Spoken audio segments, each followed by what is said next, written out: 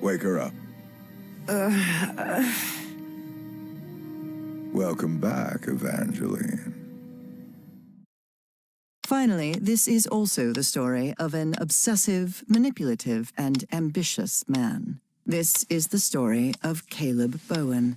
Wait, where am I? I'll be the one asking the questions here, girl. My name is Caleb Bowen. I work for the United States government. Bowen often made that claim, though it was at best a half-truth. Sure, he'd worked for the government once, but that was a long time ago, and he'd been running solo for years. Do you realize that you trespassed on a site closed off by the United States government?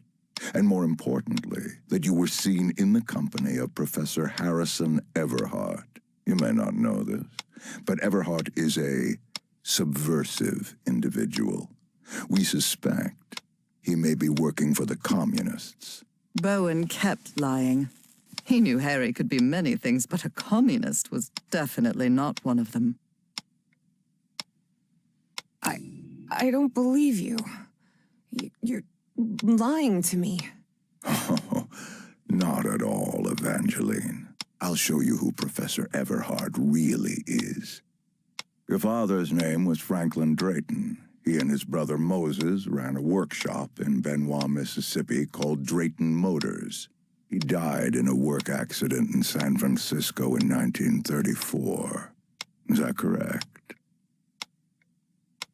You've been investigating me? What kind of... Shut up and listen to what I have to say. Do you recognize anyone besides your father in this photograph? Wait, is that Professor Everhart? Oh, correct. Everhart led an expedition to the Pacific in 1934. Your father was part of that expedition.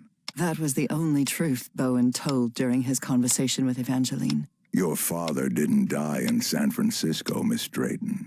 He died in excruciating agony, alone and abandoned, on an island in the Pacific, and all because of Professor Everhart.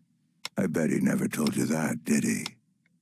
In fact, every member of the Everhart expedition died or disappeared under mysterious circumstances. Even the professor's wife, whose strange illness was the impetus for the expedition, died under equally mysterious circumstances. I didn't die under mysterious circumstances. I died in our bed, holding Harry's hand. But Bowen had no interest in telling that part. How can you possibly know that? One of my associates was part of that expedition. She also perished, though not before informing us of what had happened. Evie was in shock and full of doubt. The professor was a withdrawn and sullen individual and, frankly, really hard to deal with, but could he also be responsible for her father's death? Despite her doubts, she kept silent, and wisely so. She still didn't trust this Bowen fella, regardless of his claim that he worked for the government. Now you know the kind of person you've gotten involved with, Evangeline. And the kind of trouble you're in. I have a few questions for you.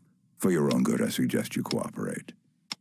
That platform beneath the lake in the Rappahannock River Caves, how did you manage to activate it? You want me to explain how to activate that platform? It's easy. Go on. You just have to stop being a dim-witted weasel. Don't test my patience, little girl. You don't know what I'm capable of. Don't listen to her, Pharaoh. You must have recognized the girl's cognitive pattern, I'm sure of it. She even mentioned a period of amnesia, just like Peasley. I hope you're right. Evangeline had not the slightest idea what those two men were talking about. Next question. You said a word while you were asleep. Narcotis. Do you know what that means? It means pompous government jerk with a ridiculous pencil mustache. You watch your mouth, girl. I'm warning you. Final question. Have you heard of someone named Dr. West?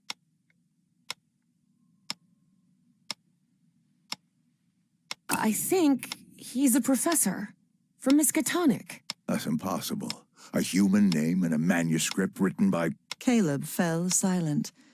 He had almost revealed too much. This is a waste of time, Pharaoh. It's obvious the girl is hiding something, but there are more effective and less traumatic ways of getting that information. You're right. Proceed.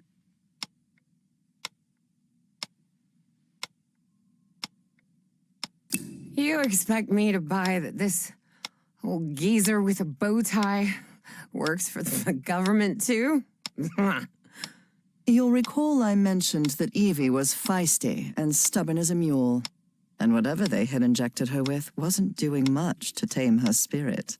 I like to laugh too, Miss Drayton. Please take a look at this.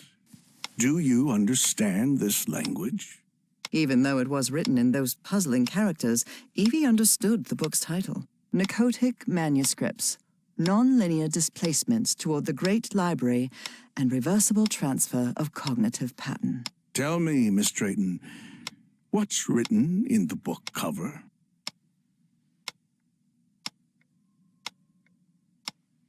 Narcotic Manuscripts.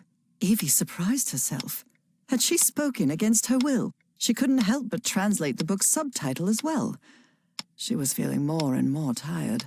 That's better, Miss Drayton. Now, open the book. Focus and listen to my voice. Listen to my voice while you read the book to us. Read the book to us. Salvek, Kornathun, Nakotas. What just happened? Am I in my dorm?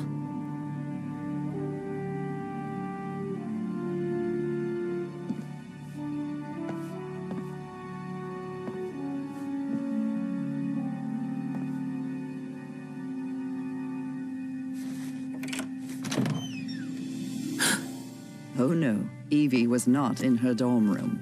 Not at all.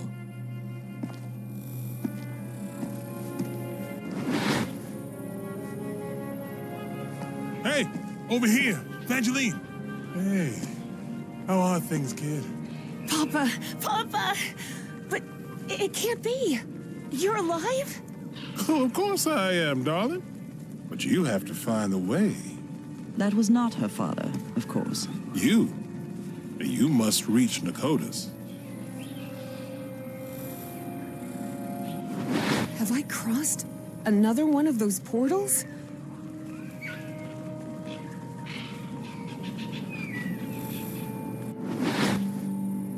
Good Lord. None of this makes any sense.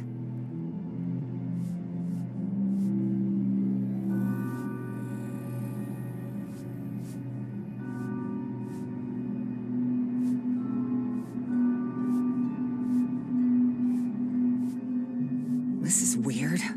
Really weird. Salvek, Kornathun, Nakotas.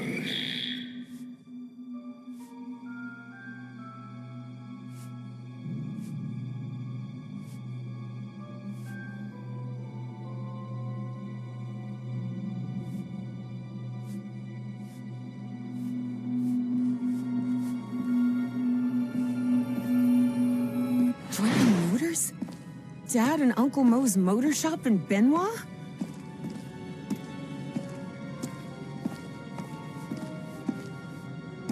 Moses, we're running out of money. If we don't get some cash soon, we'll have to shut the shop down. Yeah, well, that's easy for you to say. I've got a daughter to provide for.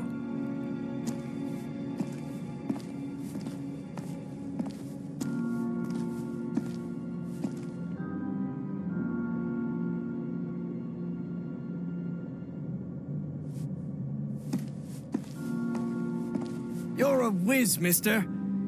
Would you be interested by any chance in an exciting job opportunity in the Pacific?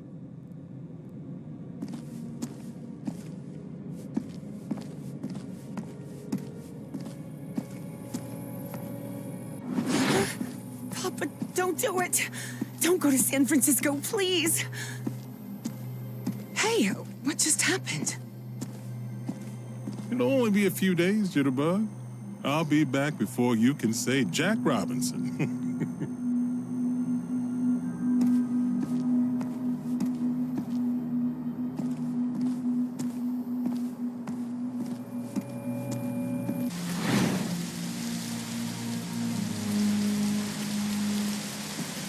Drayton is dead, but it doesn't matter. His death brings me closer to an answer. I'll do whatever it takes. The only thing that matters is Nora's life. Wait, no. That doesn't sound like the professor at all. Evie realized Bowen's lies were seeping into her thoughts.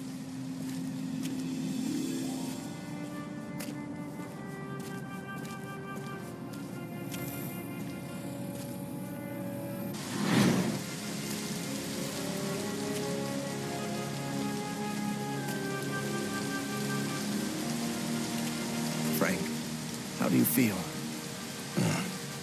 Not good. But that doesn't matter anymore, Mr. Harry. Just listen to me. Get off this cursed island. You'll find nothing here but death. Go back home. Spend what time you've got left with your wife. And there's another thing I want to ask of you.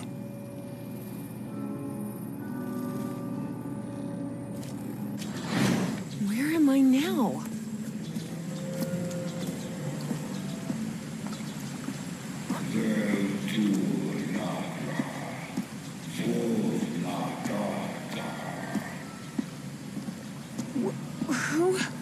Who are you? Salve cornafun nakotas. The great engineer?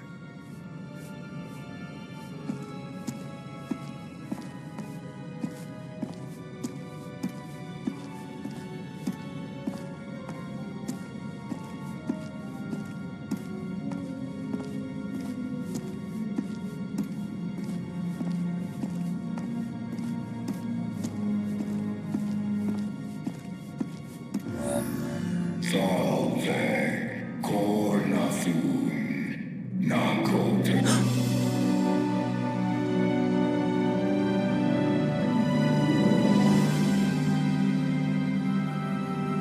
Incredible. Did you hear that? We were right. We finally found the coordinates. At last, we know where Nakotas lies. Thanks for your cooperation, Miss Drayton.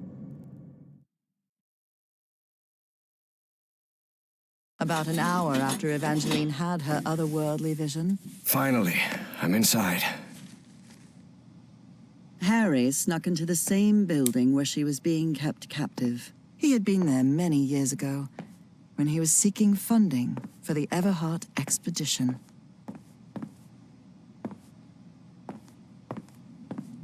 Miss Drayton? Are you there? What on earth? Harry had always suspected that the Starry Wisdom was something far more sinister than a simple astronomical society. And as soon as he stepped into their inner sanctum, his worst fears were confirmed.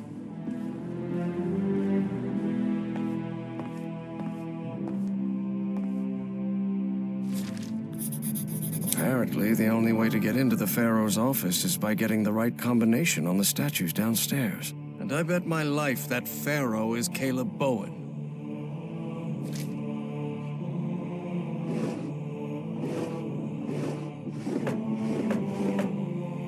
Egyptian hieroglyphs?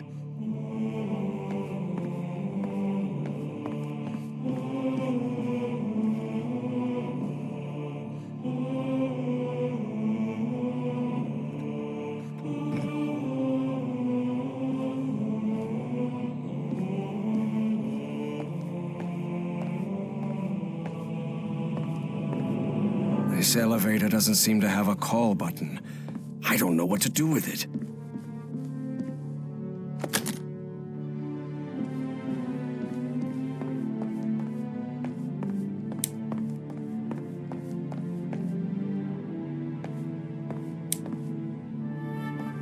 These people are out of their minds, no doubt about it. And they clearly have a pathological obsession with Egypt.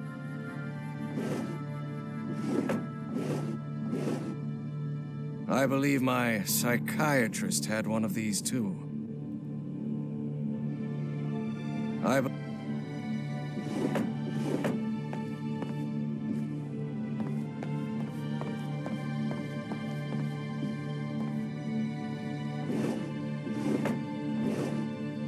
A tetrahedron.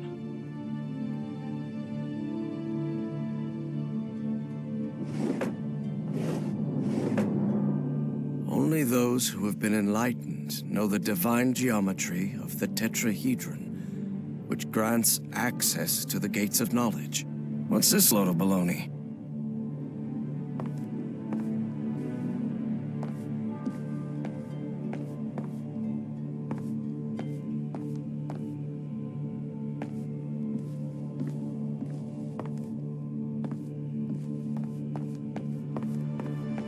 None of these doors have handles. How am I supposed to open them?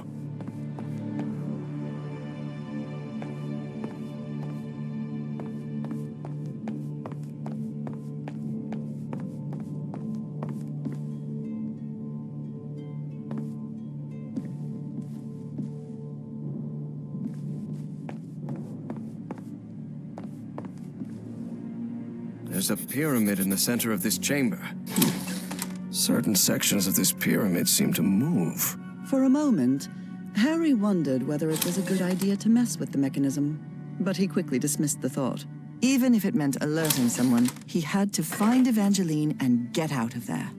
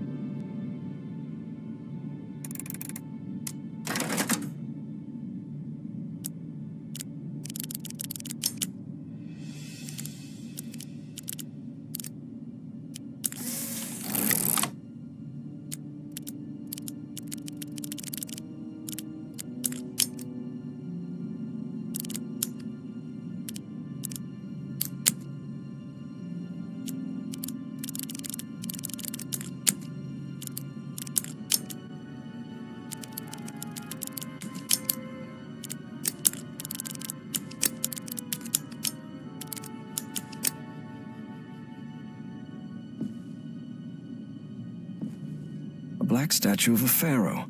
I don't know which one it represents, but it's unsettling to say the least.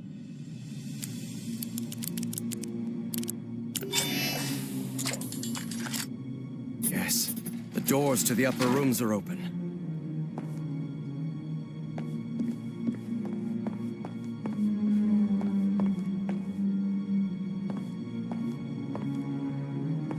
This looks like a biologist's office.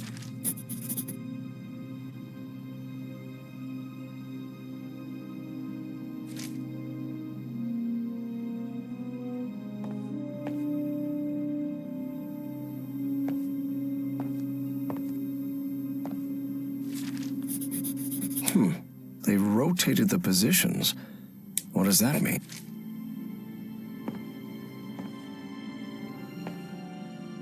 I'm sure I could name all the fish in this aquarium. Much to his dismay, Harry had become something of an expert on fish, especially those with striking spotted patterns. The shelf is packed with every kind of specimen. Looks like it came straight out of Dr. Frankenstein's lab.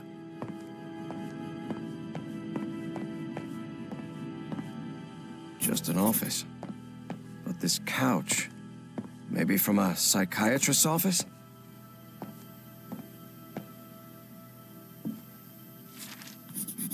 Drat. This is my prescription from Dr. Frog in the Throat.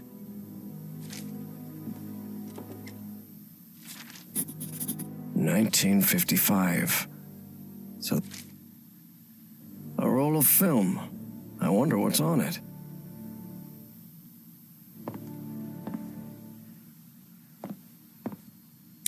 Pharaoh already announced the ritual positions. I'll have to be next to Orion nearly all year.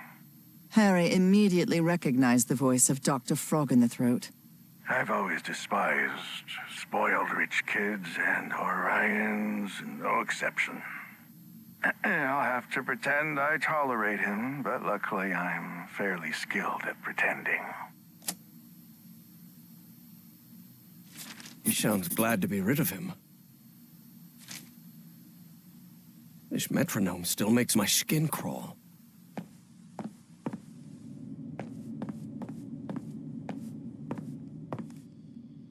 This office looks expensive. This fella clearly has expensive tastes. I'm impressed.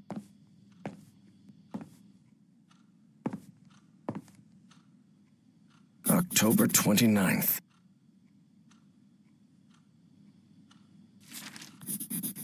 You have to be some kind of narcissist to snap a pic of yourself. The robbery at my house could have gone way worse, all things considered.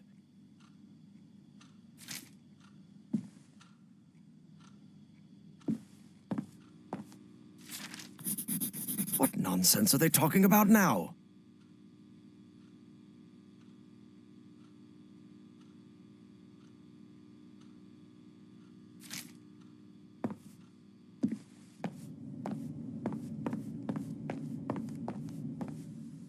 An archaeologist's office for sure.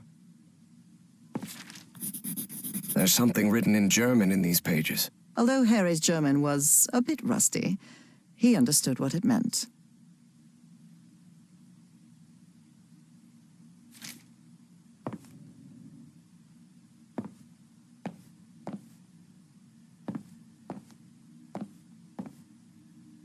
This must be the group's official photographer.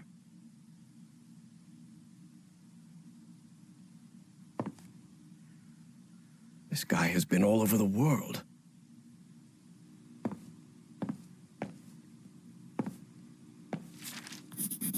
The letter laid bare the bad blood between some of the cult members.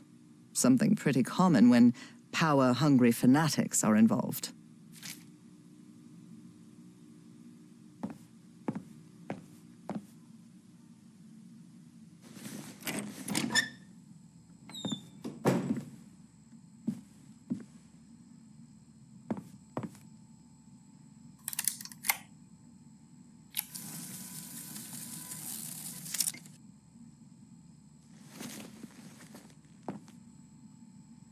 Trays with various chemical substances. They even have the molecular structures written on the bottles.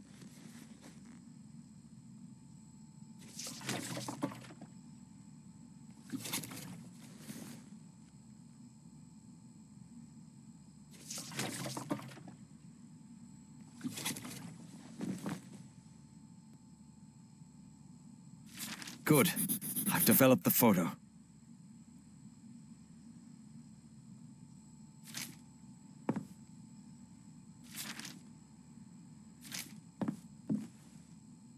A bin full of discarded prints.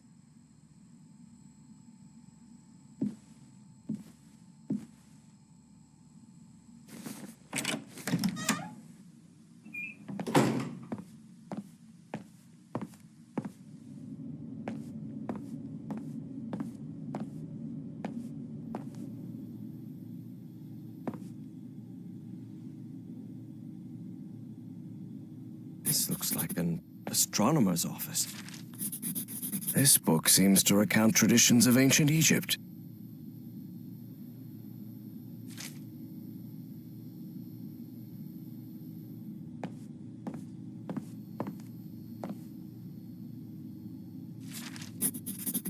heaven's sake. These kooks really are obsessed with ancient Egypt. Different constellations. It would take a good eye to locate all of them in the night sky.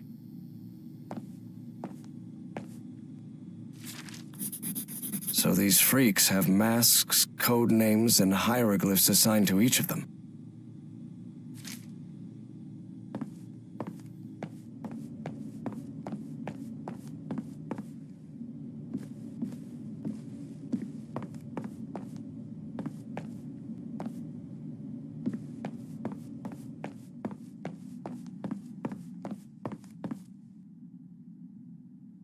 Egyptian hieroglyphs?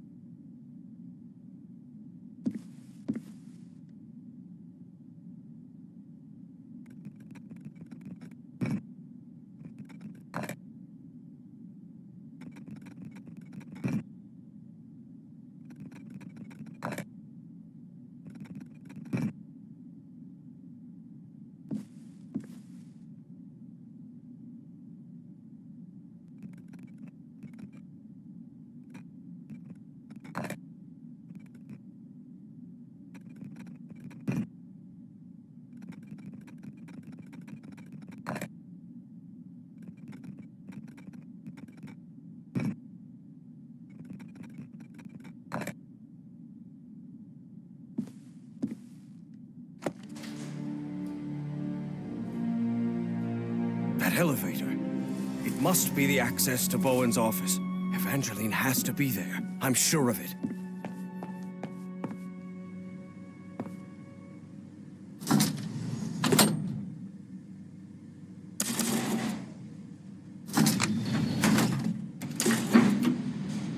As he rode the elevator up, Harry regretted not bringing a weapon. What if Bowen was still up there?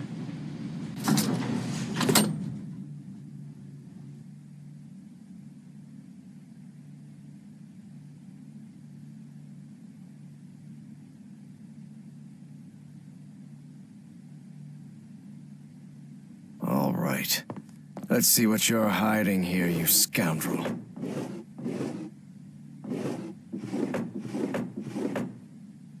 Well, looks like they give this medal to just about anyone.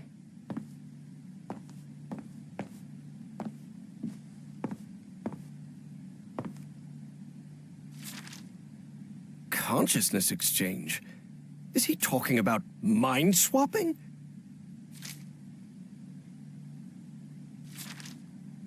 Spitsbergen. That's the place in Norway Evangeline mentioned.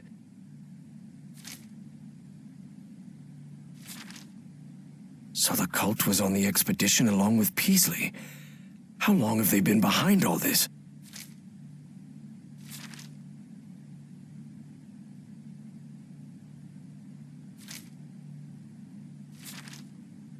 Apparently, that John Teague was Fornax, another cult member.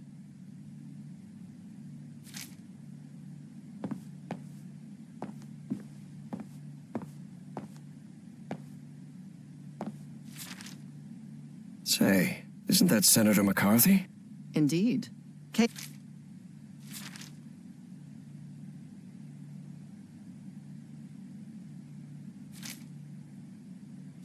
That doesn't sound good at all.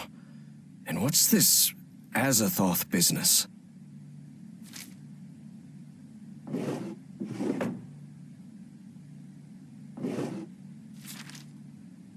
I knew Bowen would never abandon his Nazi pals.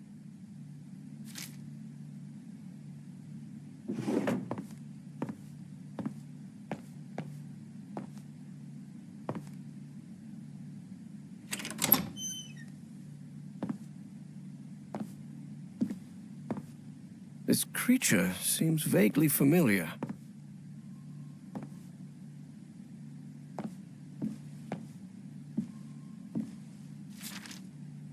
Dr. West?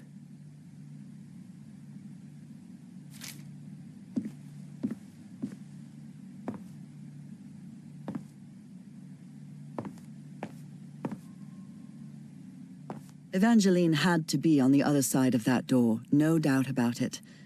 But Harry stopped before entering. Was there anything left for him to find in Caleb Bowen's office? Please be all right, Evangeline. Let's go, Miss Drayton. We have to get out of here.